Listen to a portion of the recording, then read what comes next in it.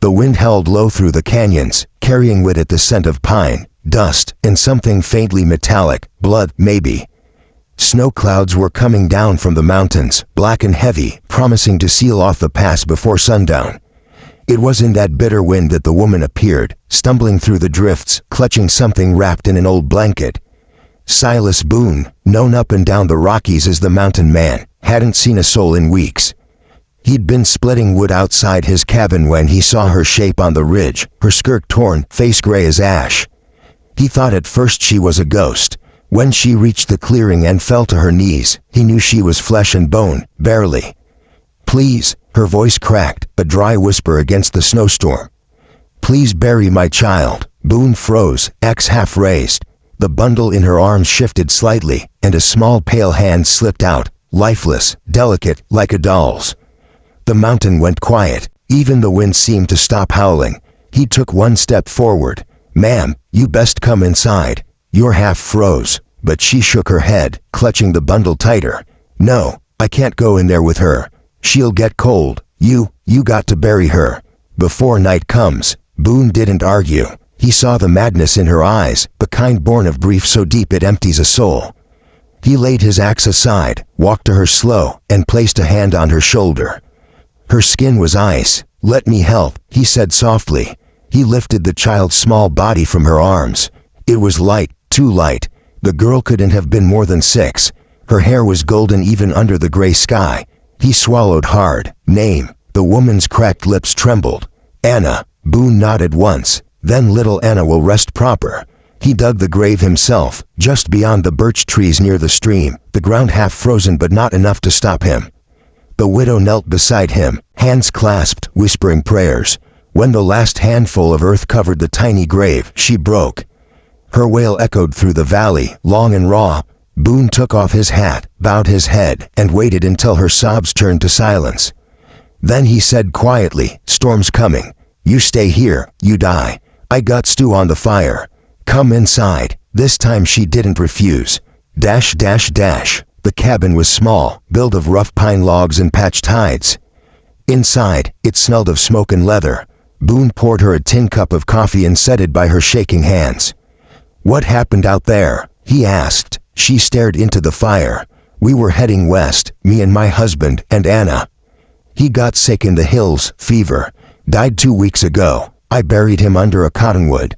Then I tried to make it to the fort." Her eyes glassed over. 3 nights back, wolves came. I ran with Anna. She fell. I thought she was still breathing, but by dawn, she pressed a hand to her mouth. She was cold." Boone leaned forward. "You been alone 3 days in this snow?" She nodded. "I just wanted to find someone who could bury her proper." He watched her, this thin, broken woman with eyes like glass and lips cracked from crying.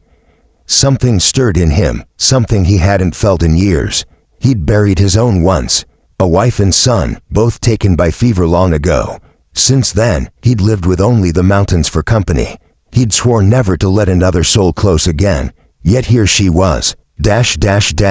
By nightfall, the wind was howling hard enough to shake the shutters. Boone added logs to the fire and handed her a blanket. "What's your name, ma'am?" "Clara," she said softly. "Well, Clara, you rest here tonight. Tomorrow, I'll help you reach the fort." But as he turned to hang his coat, she whispered, "No, I can't leave her here alone." He frowned. "The girl's got a grave. She's at peace." Clara's voice dropped lower. "No, she's not." Boone turned. She was staring into the dark window, eyes wide. "She's not at peace," she said again, trembling. "You didn't hear her. She's calling me." Boone's blood ran cold. He walked to the window, looked out into the snow. There was nothing, just white darkness and the hiss of the storm. But something in the air had changed. That night, while Clara slept by the fire, Boone sat awake. Every creak of the timbers made him tighten his grip on the rifle across his knees. Then, around midnight, he heard it. A faint sound, high and thin, a child's voice. "Ma." Boone's breath froze in his chest. He stood slowly, rifle half raised, and looked toward the door. "Ma." The sound came again, from the trees outside. He moved to the window.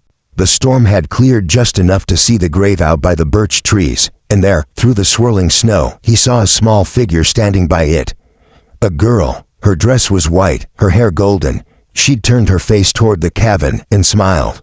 Boone stumbled back. God Almighty! He looked to Clara. She was awake now, standing by the fire, eyes shining with tears. "She came back," she whispered. "I told you she would." "Lady, that's..." Boone started, but she was already moving toward the door. He grabbed her arm. "Don't." She looked up at him with a strange calm. "She's waiting for me." Boone's hand tightened. "Whatever that thing is, it ain't your girl." But she wrenched free, ran into the storm barefoot, her white nightdress snapping in the wind. Boone swore under his breath and followed, rifle in hand. The snow swallowed them both. Dash, dash, dash. At the grave, Clara knelt before the figure. The little girl was standing motionless, her face too pale, her eyes too dark. Clara reached for her. "My sweet Anna." Boone raised the rifle. "Don't touch her." But as the woman's hands brushed the child's cheek, the girl's head snapped up, and the smile twisted into something sharp and terrible. Her mouth opened, not to speak, but to scream. It wasn't a sound of a child. It was a howl, deep and hollow, echoing through the pines. Boone fired once. The figure shattered into snow, dissolving into the wind. Clara fell to the ground, sobbing. Boone ran to her, grabbed her shoulders. "We have to go, now." But she was limp, staring at the grave. Her lips moved. "She's not gone. She's waiting for me." Dash, dash, dash. They made it back to the cabin before dawn, but Clara wouldn't speak. She just sat by the fire, whispering to the empty air. By morning, Boone found her gone. The door was open, snow blowing in. He followed her tracks back to the grave, and froze. The ground was open, the child's coffin, empty. And beside it lay Clara, her face peaceful, her hand resting inside the small wooden box as if she were tucking her daughter in for sleep. Boone dropped to his knees, snow burning his eyes. He covered them both together. No prayers this time, just silence. When he finished, he placed 2 stones over the grave, one small, one large.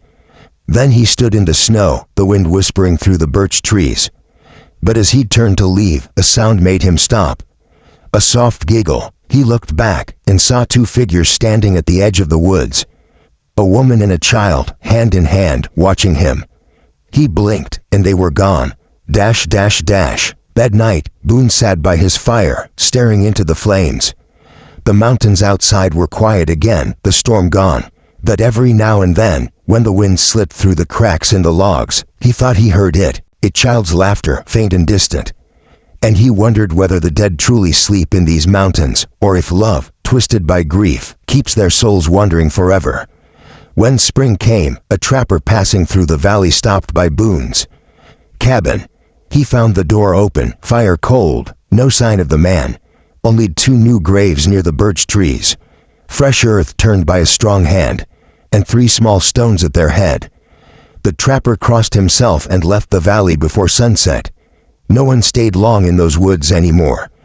Locals say that when the snow falls heavy and the moon is thin, you can still hear the widow's voice calling softly through the pines. "Please, bury my child." And sometimes, if you listen close, you'll hear a deeper voice answering her. The mountain man's voice. Low, steady, and full of sorrow. "I already did."